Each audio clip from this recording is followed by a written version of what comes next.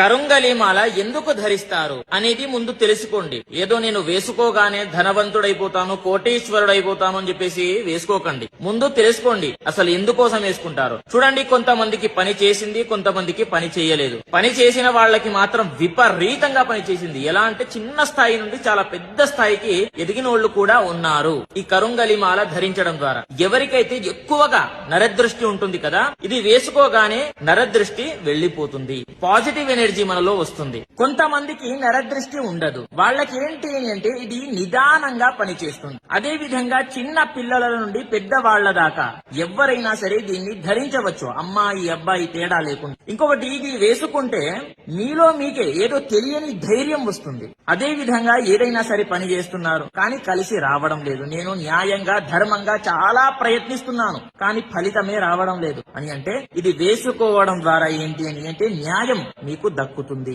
న్యాయం ఎక్కడైతే ఉంటుందో అక్కడ ఖచ్చితంగా ఇది ఉంటుంది అనేది గుర్తు పెట్టుకోండి, చాలా పవర్ఫుల్.